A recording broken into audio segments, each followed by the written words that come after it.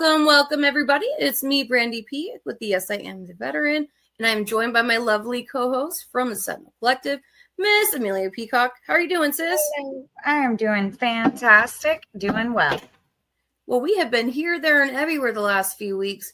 Everywhere from symposiums to knife-making courses and back again. Yes, it has. It has been interesting and much, very enjoyable. Absolutely. And I'm so proud of you as well as Pacifica for all that you guys did for the PTSD MST Symposium, the first annual. And it was so absolutely needed. Yes, ma'am. There's been such a great level of feedback that has shown that the ripple effect that we were looking for has indeed occurred. So we're very grateful that, again, that Larissa brought this to the table, and that we were all, able to get in there and be able to plan with her and make this occur and bring it to reality. And we're so looking forward to what the next year is going to bring for the MST and PTSD Symposium for this area. Absolutely. And it's very needed. And I was amazed by how many women were there supporting, and not just women. There were males there too, telling their stories. And it was quite powerful and so needed. Yes, and before we do talk a little bit about our knife making course, because I absolutely wanted to give credit where it is absolutely due with our amazing Forge Masters that agreed to teach this course for our veteran community. But I want to bring to the stage my personal Shiro, original Rosie the Riveter, and Air Force Lifetime Achievement Award winner, the always amazing Miss May Krier. Hi, May. Hi, ladies. Hello, Miss May. How are you doing? I'm doing fine. Once I get on this computer, I'm okay, but getting me on is another, problem. So here we are. Yes, So there's been a lot of updates since the last time we did have you on, and it's absolutely always our pleasure to have you on. But I did want to show a little bit about our knife making course before we did start with our questions today, if that's all right. So we had 4 Forged in Fire competitors teach a bladesmithing class for our veterans. And I'm going to try to find this picture, but my vision sucks. Okay. And so from left to right, I did. So this is Handle Tom. That's Tobin Nieto from Stonehaven Knife Works. We've got Alex Ruiz from the Valinder Forge. We've got Joe Momoa. And we have the always amazing Miss Amelia Peacock, which we were the support for this class, and we had over 80%, or was just about 80% women in this course. Mm-hmm. We actually had men tell us that it was just a little too hot for them. Maybe a little spicy. Always. And so these were the blades that we made. So that piece of steel on the left is what everyone started with. And these were all the blades by the end of the day. And I was very impressed with the participants and how well they did. And look, I think I know her. Maybe just a little bit. That oil. Ooh, that was hot. Yeah, it was. That was hot. Yes, it was. But yes, I just love seeing the smiles on everyone's faces. Everyone had such a great time. And we are absolutely and truly appreciative of the opportunity that we have. And they liked the class so much that I believe we're doing one in November as well. And that class is already has a wait list, which makes me happy. In November, it will also be a little bit cooler for forging. Yes. But I tell you what, you will definitely get any issues you have out on that metal. And so it is great for that. What do you use for that handle? You're winding, looks like twine or something on the handle. What do you use? It was hemp cord. That's what they ended up using. If they were to make like full handles out of wood, it would take about a full extra day. Mm-hmm. So anyone that is interested in the class, please reach out to us. But yes, I need people that do glue those handles. They can always cut them off later and like attach a different type of handle. But it was definitely an amazing opportunity. No, absolutely, it was. Everybody had a great time. I know everyone left tired and exhausted, but fully fulfilled. Yes, I love seeing the smiles on everyone's faces. And then there were some people at the very beginning that were concerned that, you know, they just weren't keeping up with the class, and they had phenomenal blades. I just love seeing empowered people in general. So it makes me happy every time that we are able to do a class. Brandy, when you finish these knives, what do? Do you use them for promoting, or there's so many there? What are they a treasure for yourself, or a treasure? I wish. Nope. So each one of those went back with the student at the end of the class. For me, my knives seem to grow wings. Whenever I finish a build, they tend to fly right out of the door. Metallica blade, I think, is the longest one I physically held on to, and it wasn't on purpose. But I have donated knives. Go ahead, I was going to say, we've already got some additional orders that have been placed for more of her grenades. So yeah. Learning to weld too. But no, a lot of times what I do, at least what I used to do when I worked with the Kaler Forge, is I would donate my blades. So the materials for the next class would be taken care of from the sales. But I usually donate them in some way, shape, or form. I probably should sell them at some point, but I'm getting there. I don't know. So, Miss May, I would like, if it's all right, because I know that some of our listeners have not been able to meet you quite yet through the podcast. Could you briefly introduce yourself? Repeat that, Randy. Could you introduce yourself? Oh, yes. My name is May Krier. I'm a Rosie Riveter from World War II. I worked at Boeing in Seattle, Washington. I helped build B-17 and B-29s, which I'm very proud of. There we go. My name is not on that body on the wing. My name is on that plane. That's the $5,000. That's the 5,000 B-17 we made since Pearl Harbor, and that was May of 1944. What a thrill that is to see them take a wing that I've made or worked on and have it attached to the body of that plane. It's amazing. You know, there's things we never seen or never imagined that we would see when we were growing up. It was a wonderful experience.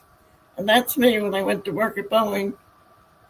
I was 17 years old, going on 18 years old. But you know, that wasn't unusual at all. When we were in Normandy, there was 5 of us Rosies.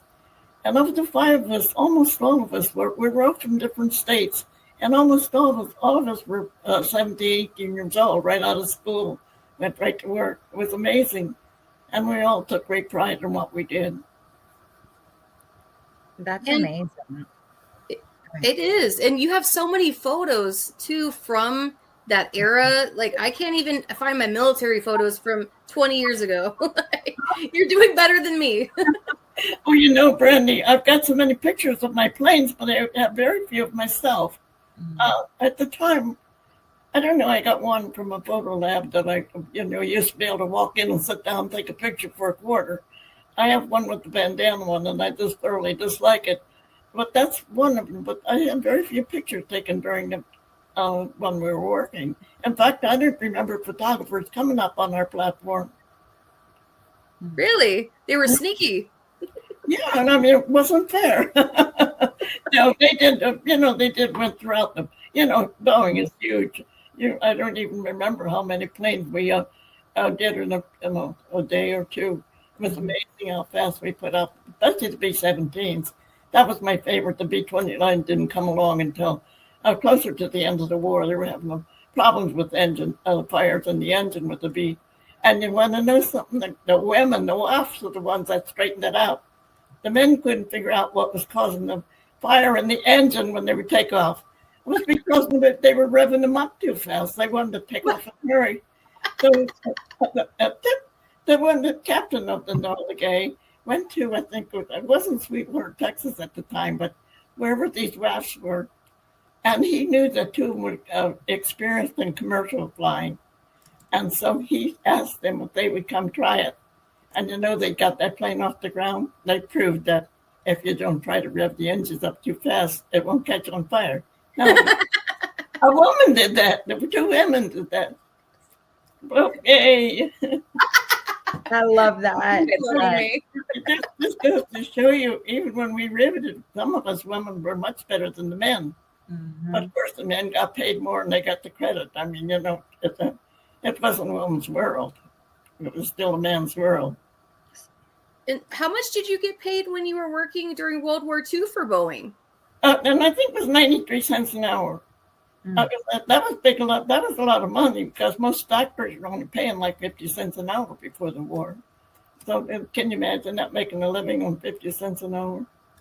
But that was the going rate at the time. 93 cents was a lot of money at that time. I think the shipyard workers, they made more than that. They made over $1, I think. But I think their work was harder than riveting too, because most of them were welders. And that's not easy, especially the way you have to dress and work with a torch all day. And that was much more difficult than what I did. Wow. Well, I think what you did was pretty difficult, Miss May. And considering you drove a tank at 97, so you all know the intro, like the tank where it's moving in the beginning, that's May driving it. I just wanted everyone to know that. She drove it. Well, you know, it wasn't driving. It wasn't so hard getting in and out of the damn thing was what was hard. They had to out. I could have put you in a hamster bubble just for safety. I would have. Yeah, but actually, when you're driving the car, you're using the steering wheel around. When you're driving the tank, it's just the levers that you go backward and forward. Mm-hmm. If you had a little time to practice, it wouldn't be any harder, except that you're driving the tank, not a car. But anybody could drive that tank if it was just a matter of doing it. But that's half the trouble, though. Some of them are hard to get into. It wasn't so hard getting in because you drop down, you get your feet on the seat and you can actually get down. But when you go to come out and you got to pull your body weight out, even though I'm not heavy, I can't even imagine anybody with any weight on being able to get in and out that way. Of course, we were all thin at that time. We didn't have the junk food and the things to make us gain weight at that time. So it was there was no Netflix in the 40s. Well, let me ask you, Miss May. Tell me a little bit about your family. Where does your family? What's a little bit about your background, your history? What kind of brought you into the position where you got started with Boeing? I was born in a very small town in North Dakota. It was very small, and when the war was declared. Like I told you, all the men, all of my brother, all of the young men just left immediately. Like I said, it just took the heart out of our small town. But my uncle decided to enlist too. Now, he was a rural mail carrier. That's where he took the mail out of the country. Mm-hmm. Now, that job had to be filled. And so they gave it to my mother. I believe it was federal at the time. I'm not too sure. But my mother, you can know what those Midwestern winters, how terrible they can be, the blizzards and you'll know what a challenge that was for a woman. And my mother took that job, and I can remember, I think my mother was probably the first Rosie. But we had no idea that was, she was a strong woman, good woman. My mother and father were very civic-minded people. They would never let somebody be cold or hungry, things like that. They were very good people. So I remember that I always said my mother was the very first Rosie, because I was in World War II, 1941, December. Well, the boys were all, by January, the boys were already in the service. So that's when my mother probably became I'm not just sure what year, but right away, immediately after war was declared. Mm-hmm. Really? Nope. And Miss May, can you tell us a little bit about Pearl Harbor and what you knew about it at the time that World War II, at least when the U.S. engaged? Right. I was a teenager at the time. And the day that Pearl Harbor was bombed, it was a Sunday. My sister and I had been to a matinee. And when we came home, our folks were sitting by the radio very upset. And we said, well, what had happened? They said, Japan had bombed Pearl Harbor. I stood there and I thought, I don't think I really know where Pearl Harbor is. We knew our fleet was out there somewhere, but, we weren't sophisticated about the rest of the world. And I thought that was unusual, but as I traveled with the veterans, I found out so many of them told us at the time they didn't know either. We knew we had a fleet, but we had no idea how involved or how many ships there are out there.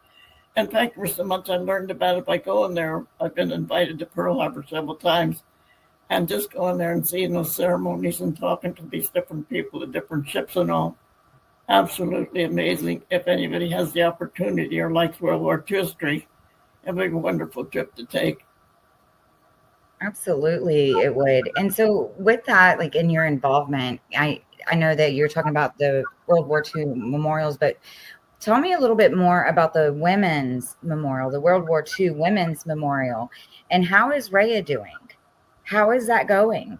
Oh, and that's going great, except now, she's just about to, she still needs the Senate. The Senate is so hard. I really worked out. We got, when we were going for, I helped get the National Rosie Riveter Day and our Congressional Gold Medal. Mm-hmm. Well, we got the House, but I wasn't proud at all, but we really worked to get the Senate, and this is what Ray is going to do now. And I'm just hoping that Senator Casey wouldn't lose his office, because he'd be a good one. He was so good with me. And I was just hoping that, I'm sure that he would follow through with this for that. But they're having a hard time getting the Senate to okay it. She's run into a little problem, but she's doing so great. It's unbelievable what she's doing. Like I get quite often, people send me donations to send to her or through her, and my face mask, bandanas, all of that's still raising money, but only just small amounts. I love it. It's just a matter of we asking them, it's to donate. We just send them a bandana or ask them if they'll donate, and it's amazing how some people come through. One lady in Massachusetts, Chris Locks, she took 4 dozen bandanas, and she's just doing an outstanding job. There's Ray and myself now. Ray came to visit her and her mother and father, and we're just having a good time. I love that. And so they would donate by going to the World War II Women Memorial.org website, correct? Right. And that's where they would be able to go and donate? Right. And it's so cute. I have a picture, and I don't know how to get it out of my computer. I can print it out, but I don't know how to move it. It's Ray and I holding hands when we went to Washington for the ceremony. And that's all you can see, the old and the young hand. And all I had to feel like I'm passing the torch to Ray. It's so cute. And then from the temple, he wanted me to do it, send it, but I got to figure out how to get it out of there. I have no idea how I got it. So, but that's like you, girl. You just jump right in and get it out. Fine. I love the symbolism of that. That's amazing. I'm looking forward to seeing that picture, Miss May. But Ray and I go back. When Ray started this, she was in the 5th grade, and she wrote to me. And I thought, well, that'll last a week, maybe 2 weeks, and she'll forget all about it. Isn't that amazing? Here she is. She's graduated from college, and she's worked all the way through it. And I call her our new and shining star. I just think she's wonderful. She's the nicest young woman, and she's going to go far. And I know that she's going to get the support she needs. It's just a matter of pinning it down, Mm-hmm. Absolutely. We're trying to get her to come down here to Texas as well, so she can join us, so we could do a big event for her. And I do definitely hope that we see her down here in Texas. Brandy, have you contacted her? Oh, yes. Oh, okay. Yeah. We were in Normandy together, too. They didn't know that we knew each other. She went I'm a student, with this is when we went with the best defense. And they had these young students on. They were wonderful. And she was one of them. They had to be special to get picked, and they were from all over. And when they didn't know that Brandy, Ray and I had been friends for a long time. And they found that kind of interesting. I love it. I love that. This is a picture of the group. There we go. That's when we were in Brent. Look at those young students. And they would just take turns riding on the different buses. There's 5 buses. And on the days when we were traveling, they would just take turns. They'd all separate and come talk to us and talk to the veterans. And so it was just a wonderful thing. And I believe for the 80th celebration of the Normandy invasions, was there 2.5 million people from Europe that showed up to support you guys? I was there for the 75th too. And we were a smaller group, and we just had it was wonderful what we experienced. And then with the best defense, that was a huge group. We had about 50 veterans alone. So I think there was 3 buses. I don't know how many was on the plane, but that's every day we had 5 buses. We had 5 buses every day. They did a beautiful job. I mean, these people that run these tours, most of them are great. I mean, it's just wonderful what they do, how hard they work to get us there and, to arrange everything. It was a beautiful celebration, and I'm very glad that so many World War II veterans and as well as original Rosie the Riveters were able to be in attendance for something so amazing. It is. You inspire so much of us. What was that, Brandy? You inspire so many of us, Miss May. I don't know about that. I just, when I started this, people don't have any idea where this all began. When the men came home from World War II, they had parades, flying flags. They were honored everywhere. The women, they never, no thought to the women. There was no mention of what the women did to save the war, save our country, save the world. So I didn't pay too much attention until my children. Now my children are baby boomers. My daughter was born right after the war. My son was 2 years later. And so until they got a certain age, that just stirred at me. I just kept thinking, it's not fair that we weren't recognized. So 40 or 50 years ago, at least, I started. I didn't know what I was doing. I had no idea. I just knew it had to be done. And I would write to different things. I'd see different things, maybe in the news or wherever. And I just never quit. Each decade, maybe I'd write a little more. But it never took off until one of the newspapers read my story. And they did a beautiful story on me, and it went viral after that. I said to the editor, "Why did you wait so long to do my story?" Because I had sent it to them too. She said, "Every day, so many articles come across our desk. That day was the day we need a story like yours." So see, luck enters into it as well as being determined. I'm a determined cuss. I just wouldn't give up. I'm looking for God. It tickled me, so I heard one of the women from Michigan at the Congressional Gold Medal ceremony.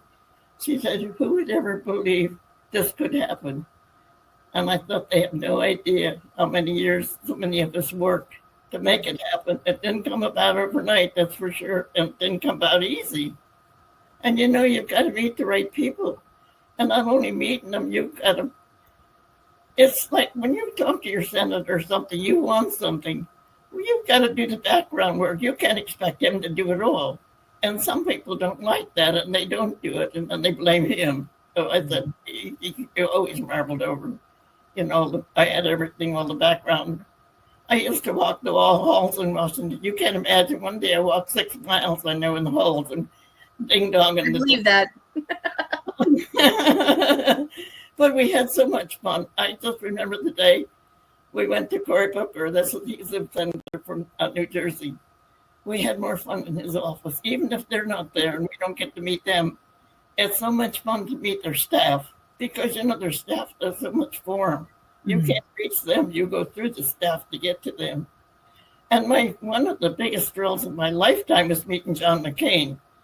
I was in Washington for, we got the National Rosie Riveter Day. That was our beginning. And we had 2 days in Washington. I didn't want to leave Washington until I met John McCain because I thought he was a wonderful politician. Like I said to him, I don't like everything you did. I like what you do, but I don't like everything you did. He laughed. He thought that was so funny. But anyway, we went to his office and just walked right in. And they said, "You have an appointment?" He said, "No." "Well, he's very busy." And then they left us sit for a while. And I said, "Well, why do you want to see him?" And I told him, "Oh, he invited us right in." And he was so nice with us. We took a lot of pictures. And about 3 months after that day, he sent me a picture of the two of us together. Mm-hmm. And he wrote to May Krier in admiration and appreciation. You can't imagine how I value that picture. I wish we had more John McCains today. Yes, ma'am. Mm-hmm. And how many presidents did you write in your time trying to advocate for the Rosies before you were recognized? Well, I've lived through 18 presidents now, and don't forget Roosevelt was in his fourth term because of the war. I was born during Calvin Coolidge's time, and that was the 1920s, and I think that was the worst decade in American history. We had the Dust Bowl, we had the Great Depression, we had the stock market crash. People were just lucky to have a roof over their head and food to eat. None of it was easy to come by. And many families had to move in with each other, or you fed each other. And nobody realized what that was like until they experienced it. But I don't remember one happy moment. I know there must have been some, but I was always happy. You don't need material things to make you happy. And we come out of a good family, a warm, fun family. So that just goes to show we're too hung up on material things today. We need, I want, Yes, ma'am. Absolutely. And so, Rosie, I'm curious, when you were, where were you when you heard that the war had ended? What were you doing? What was that like after being, a Rosie and working on the B-29s and the B-17s? Like, what was that like coming home? And where were you when you heard that it had ended? That was such a fun thing. And now I was married now. I met this kid sailor on the dance floor in 1944. And we just become real good friends. We love to dance. But there you go. It's our picture. We used to win dance contests. And it's so funny because we didn't think he'd ever, until he was transferred. 1945, he was transferred. And we realized that we were more than just friends. And so we decided to get married. But it took a little doing because he was transferred. It was like 250 miles away. So we didn't get back to Seattle very often. But the thing, when he did get back, I have to tell you, I always tell this story. But when he did get back, we were able to go get our marriage license, which cost us $2. And then when we were able to get a weekend where we could get married, we could get enough time to get back and get married. And then a church married us. We were married in a rectory, but they didn't charge you for anything. So getting married for me was $2. And when I'd get mad at him over the years, I used to say, just how much do you expect for $2? And then, oh, that is great. He got his money's worth because we were married almost 70 years. Oh, I love you, May. He sure did. And another little thing I love, I heard this from a comedian and I used it a few times. People would ask me when we were married or where. I said, we met and married during the war. And they'll say, well, which war? And I said, the Civil War. And they walk away not even knowing what I said. So that just goes to show you how people really listen. So people need to pay more attention to history class. Yes, that's what I was thinking. History is important. Knowing where we're going from where we've come. But that's life. If you can't laugh and enjoy it, it's enough. That's the most important thing of all, is enjoying every day if you're lucky enough to do it. Yes. Like I said, I've been so fortunate. I've always had such good health. And I'm such a happy person. And I've always been a tomboy. And that helps you get through so many things. My sister was one of the sweetest people in the world. She was a real lady, and I was just the opposite. It was amazing how different we are, I guess if you have 6 kids, you have 6 different personalities. Mm-hmm. But she was a riveter. Her and I and our girlfriend went to Seattle together. And that's how we thought we'd go for the summer. We thought it would be a lark. And the way it turned out, we loved it. We all stayed through the war. That's amazing. I love hearing all of your stories from that time. I feel like I learn something new every time you tell them. Well, you know what, Deb? Deb. When my face went viral, my face mask went viral. Deb called me and asked me, could she help me? And my God, she never knew what she was getting into. I worked her fingers to the bone. She's still working with me, great. But she didn't know just until this last year that her mother was Rosie. She drove an ambulance, and she didn't know that fell under the umbrella of Rosie the Riveter. And I told, this is one of the things when I started my program, I would get a hold of these Rosie. They had no idea they were considered Rosie because they probably worked in a small factory someplace in the middle of this country. They made a small part for that B-17 that I was making. they didn't realize that that part for that plane was just as important as my rivets. We couldn't have got that plane off the ground had it not been for what they did. They just didn't realize how important their role was. And that took a lot of doing to make these women realize that they were Rosie, we all fall under the same umbrella. And I was so pleased when I met so many wonderful women that way. From Vermont, from Oklahoma, they would get in touch with me after they heard that. And this is so important. Speaking of Miss Deb, I know she also recently found out she's an honorary colonel in the state of Kentucky. Yeah. She's Colonel Deb. She loves that. She had the mug up, and she was on something the other day. It was sure showing that part of it. But, it didn't matter what we did or where we did it. We were all in it. Even the people at were the victory gardens. I can remember the things you saved. I can remember Mother saving bacon grease that we'd use for ammunition. You just didn't know everything you did. Every family, every member of the family did something to help. It wasn't my job or your job. It was our job to save our country. And we all worked together. I can't imagine. You couldn't imagine the time. A good example I always tell is a good example. I worked with there was more than one, but I worked with one in particular. She was a Gold Star mother. Now that's a mother who lost a son. She said she wouldn't quit working because she didn't want another mother to lose a son because he didn't have the equipment he needed. And I just think, and same way with the widows, so many widows, they lost their husbands. They hung right in there and kept working because they knew how important it was to save our country.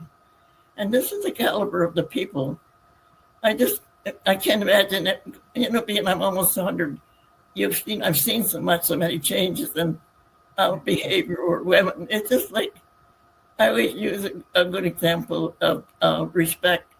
As you know, we didn't necessarily like the candidate that became president, but we respected the office, and we didn't beat him to death like we do today. I mean, it's just terrible. We got to blame the news for that because, it's just any little thing they'll pick up on it, whether it's true or whether it isn't. Once they put it out there, people always remember the bad part of it. That's very true. Yes, ma'am. Absolutely. And so, May, we've heard Rosie the Rocketeer has another mission. What was her first flight like? My first flight? How was Rosie the Rocketeer's first flight? Can you tell us about when Rosie went to space? Are you talking about my bandanas?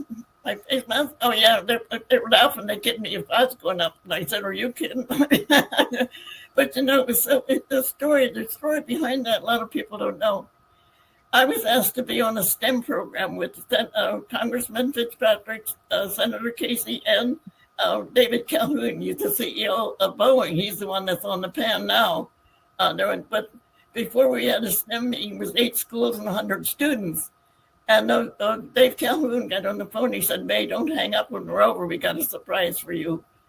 And this is when he told me that they're going to put my bandana and face mask on their mannequin, Rosie the Rocketeer, that went up to the International Space Station.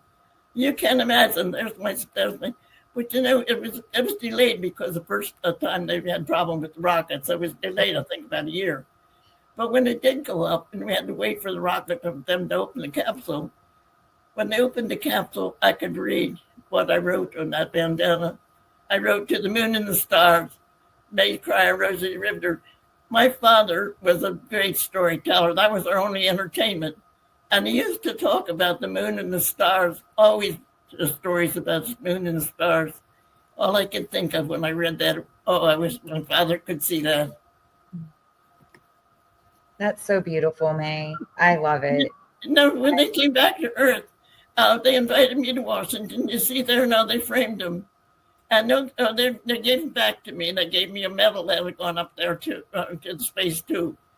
And there's been talk about maybe putting them in the Smithsonian. That's just talk. So I don't know whether that happened or not. But isn't it amazing?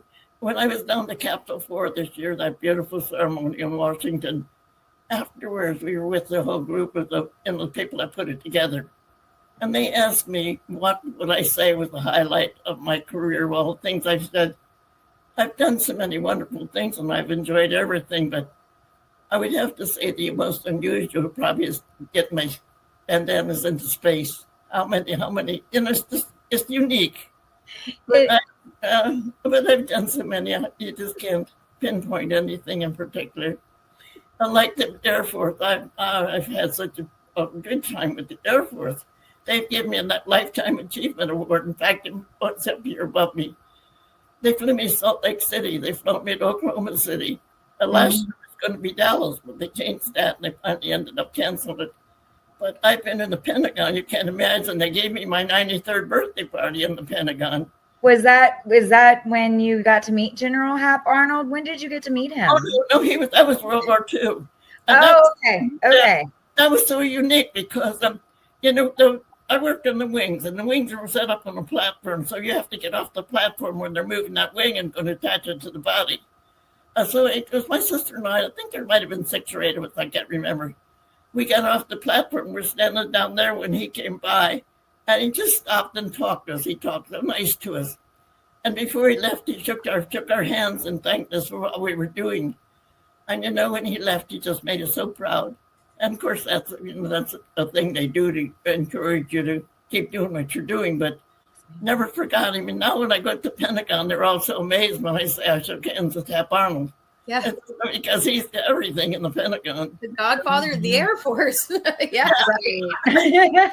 I had to study about General Hap Arnold to make promotion. So you meeting him in person was like the cherry on top of it for me. Well, yes, we were so young and naive. We just didn't realize. We didn't even know at the time how important he was. We knew he was in charge, but we didn't realize the importance of it because we didn't have an Air Force yet. This was Army Air. And now when I go to it's so funny when for my 93rd birthday party, General Goldfein, he's I'm sure you know him. That's in charge of the Air Force. His wife gave me the one that gave the birthday party, and she said he wouldn't be able to be there. I'd been to met him on different occasions when we go to air shows and things, and they said he wouldn't be able to be here today. But when they were cutting the cake, I turned around. He was standing right behind me. I just turned around and gave him a big hug, and I said, "I've never hugged a general before," and he says, "I've never hugged Rosie Riveter before either." And his group of men, I thought maybe I embarrassed everybody, but we just had a good time over it. Anyway, so I hugged the general.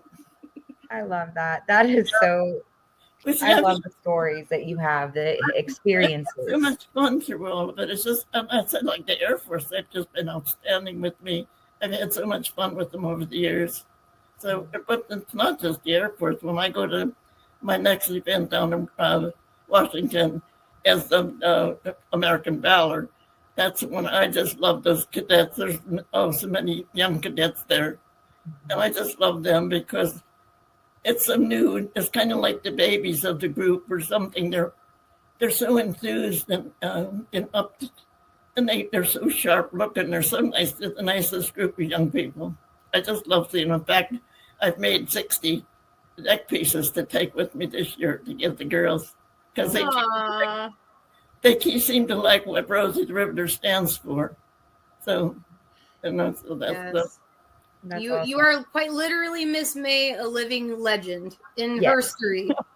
I remember studying about the Rosies, and then when I was running for Miss Veteran America, and then a few years later, I met you, and I remember thinking I didn't deserve that interview. Well, I've been on so many things. In fact, just a couple of weeks ago, a writer was here. She comes in the evening with me. She's done a few stories on me. She's helping promote Rhea now. And even when she left, she was out in California, and she contacted me, telling me things that we'd been talking about. These are the men from Pearl Harbor. They were here to do an interview with me. 2 men, Jim McCoy.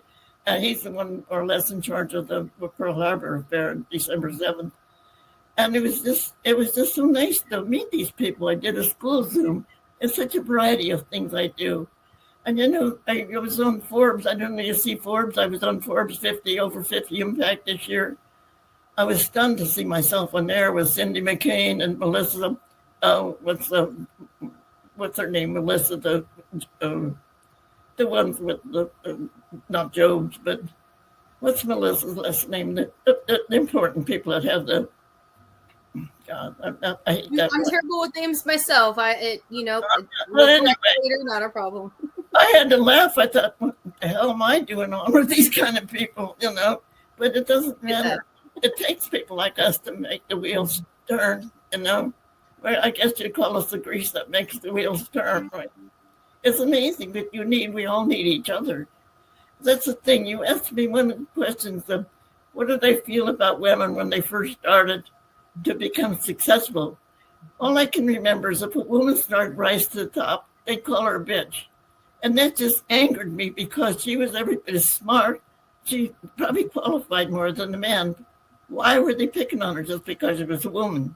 But now that's not the case. Look, we're astronauts, we're everything, but we still have a long way to go. There's still an equal pay. I've fought for years for equal pay for the same job that the men are doing, Mm-hmm. And I go to trade schools quite often. And that's like I just went to London, Philadelphia. It's been about 6 months ago. I was amazed how many different jobs the women have taken on. I mean, so many different types. I have one little friend, she's cute as can be. She became a welder, and they tell me she's very good. She works on catalytic converters. Nice. I love this. I love to see the women realize that if it's something they like to do, they're not afraid to try it now. Because it's not a man's world anymore, even though they think so. If there's any men listening, I'm sorry. Sorry, not sorry. I'm not. Yeah, not sorry. Like I say, it's not a man's world anymore. And, I've never fought for superiority. I've only fought for equality. And I don't understand why we're not equal, why we can't get along as men and women. We do. I love these young fathers. They promote their daughters. In our day, every man wanted a son because he could work the farm or something like that. The woman was, take care of, make sure we got a good meal when we're done, or make the beds and wash the clothes. That was the woman's role back then as a young girl. And now when I talk to these young girls, if you've got a dream, don't let anybody squash it or kill it for you. Think about it. If this is what you want to do, it's only you who are holding yourself back because it's going to take a lot of work and a lot of setbacks. That's what they don't realize. They stop. If they hit a snag, they stop. And that's just another learning point. I mean, how many times we get through a day if we don't make a mistake? Absolutely. Miss May, why do you feel it's important for women to advocate for themselves now more than ever? And how did you become an advocate yourself?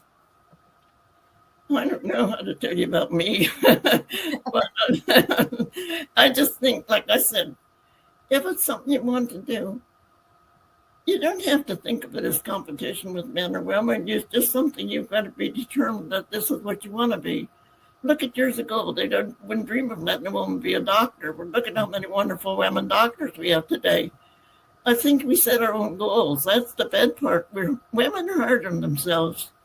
And I think that they don't think, well, it is harder. Let's face it, it's much harder for a woman to get through the all the rigmarole it takes. In our day, if a man or a woman, especially a boy or a girl, if they both applied for the same job, the door opened immediately for the boy. And sometimes the young girl was more qualified, but because he was a male, they opened the door. And now that's changing a lot. That's changing really good, which I'm happy for. But we still have a long way to go. But like I said, what difference does it make whether you're male or female? If you can do that job and do it well, and that shouldn't even enter into it. Absolutely. Thank you, Miss May. Not making girls more liberated, am I? Always. Miss May, you always make me feel liberated and empowered and amazed and honored. Don't think I was. When we were married, it was still a man's world.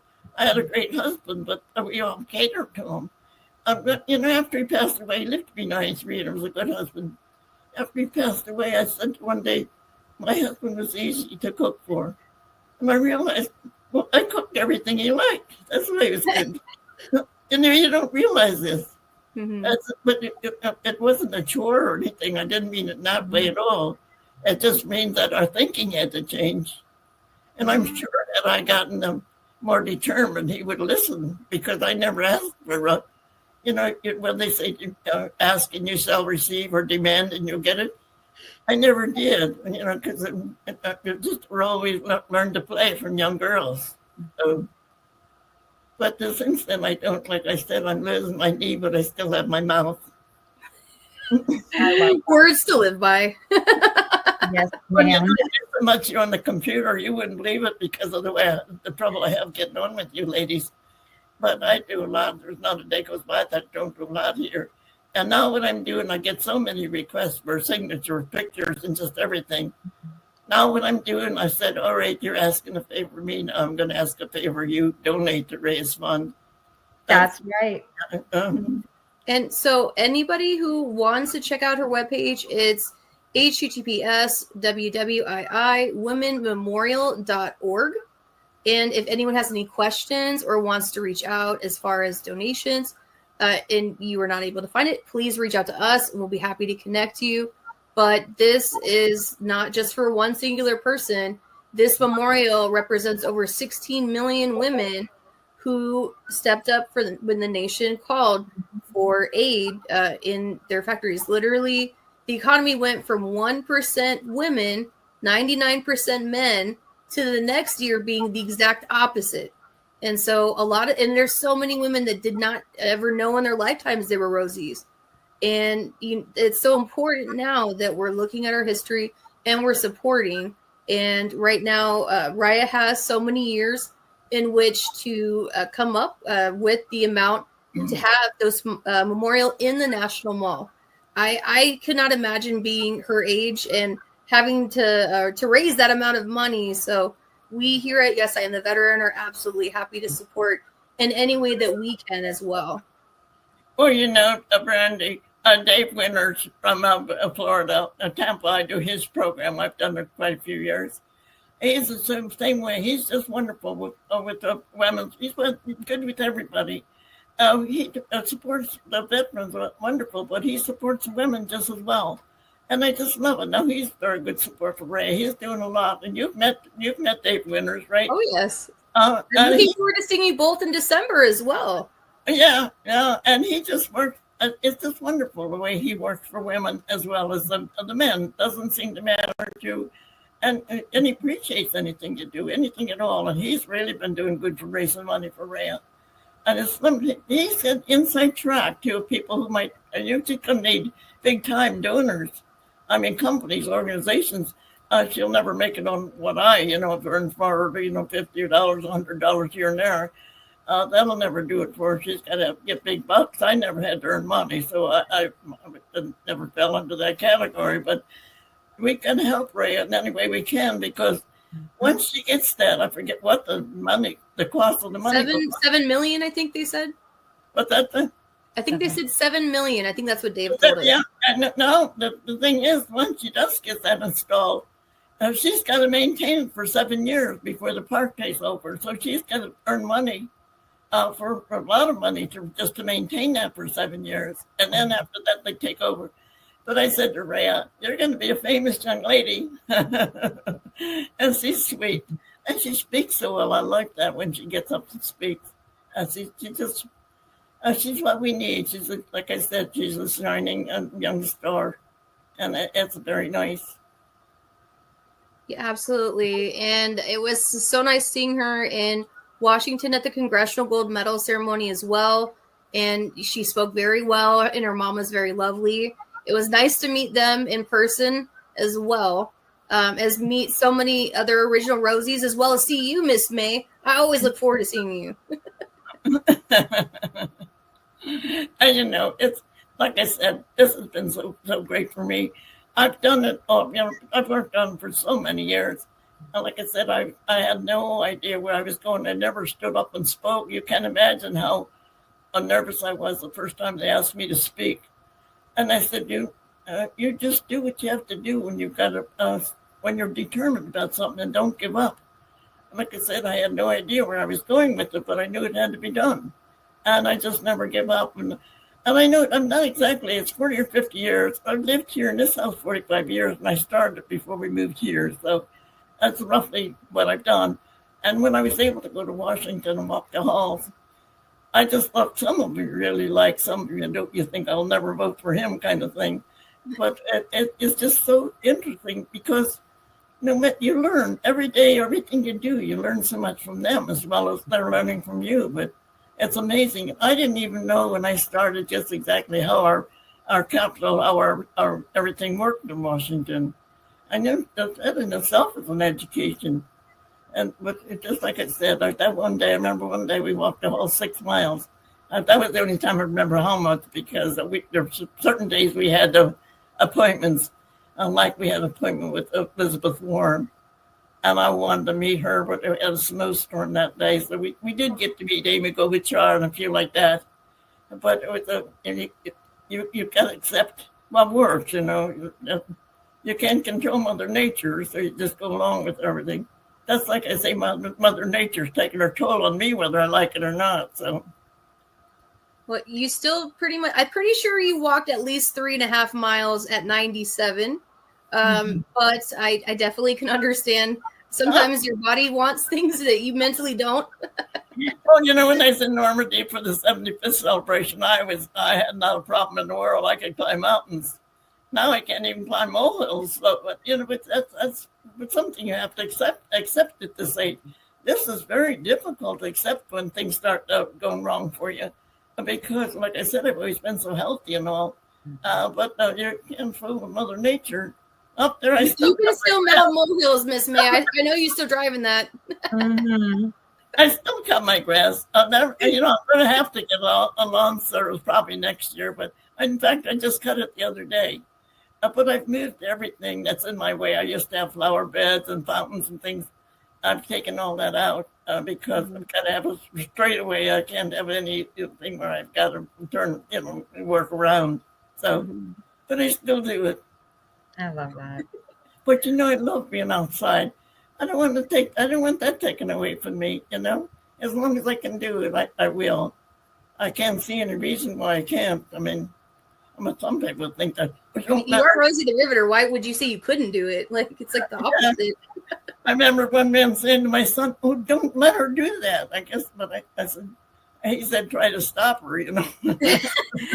Right. I was gonna say, did he know who you are or what you're like? But you raise your children that way too. You raise them, teach them to be strong and think for themselves and be independent, especially that if there's something you want to do, go for it. I said both of my children ended up with their master's degree. Of course, they're retired many years now, but they've been in education. My son got his degree in science, but they wanted him for a football coach where he had graduated because he was on the football team. And so he went back and got his master's in education, and he taught for 45 years. So, you never know where you're going when you start out. Like I tell these kids that go to college, half of them don't end up doing what they thought they were going to do in college. And God knows we need tech schools. I really push for these tech schools. Yes. We need tech schools. We need children who know how to use their hands and fix things. So I think that's so important. It seems to be in our day, if you didn't get a college degree, it's so important. It was like a status symbol. Because half of them couldn't get jobs after they graduated. But with technology, you can go to school, earn while you're learning. And I think that's so important. So we're going to push for tech schools. And you're never too old to learn. I'm learning to weld at 40. So I'm saying you can learn stuff at any age. And so it's been an absolute pleasure to have you on today, Miss May. I know we did go a bit over in time, which I never mind. But I did want to go around and get final thoughts from everybody before we did close up today. But Brenda, you stirred up such memories today. We could go on for hours. I do it. Don't tempt me with a good time. Emil, it was so nice meeting you. You as well. Nice, yeah. And Brandy, I just can't thank you enough for what you do for us and what you're doing for women. Someday we would like to have you. I think it would be nice if we had you on our podcast. You've got such an interesting story to tell. I just think the government hasn't been fair to you, and I think that you should tell your story. Can we work that? Can we do that? Absolutely, Miss May. You let me know, and I'll make it happen. Well, yeah, we got. It's so important to get our stories out there. And no one, you don't know. Look at how many people you'd meet with being able to tell your story. I mean, you never know when you're going to get the right people or here to get the right ears, or the people that are going to pick up on your story. Just don't know it. And so much in our life is luck. Like I said, what the editor told me, and it's so funny because I became friends with that editor. And when I get our Rosies together, she'd even bring her mother to get together with our Rosie. So you're very friendly. You meet people and blend so well. I just think we pretty nice thing to do.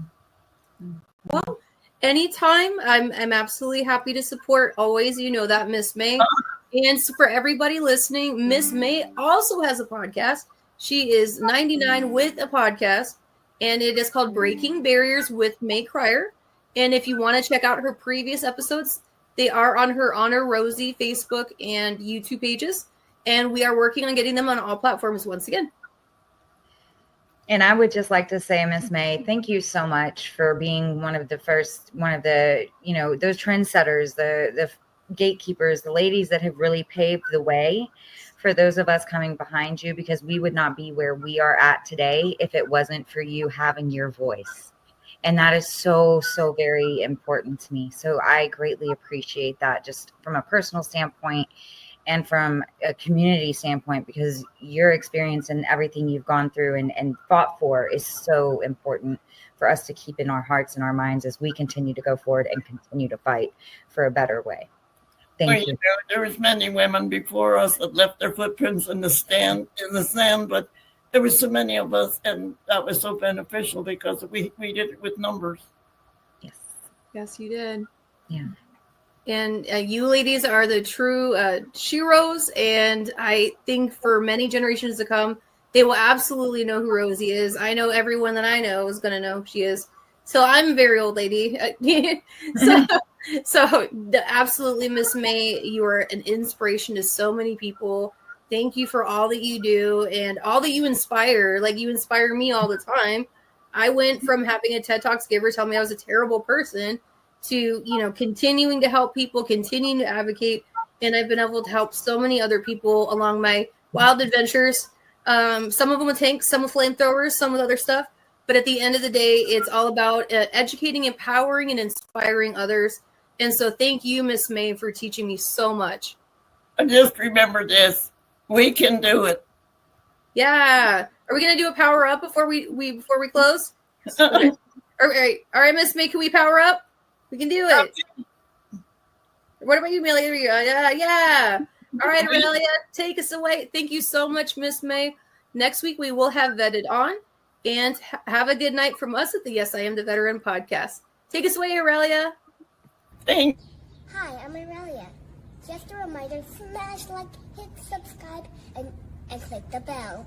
Please give me my mommy some hearts. Yay, Veteran!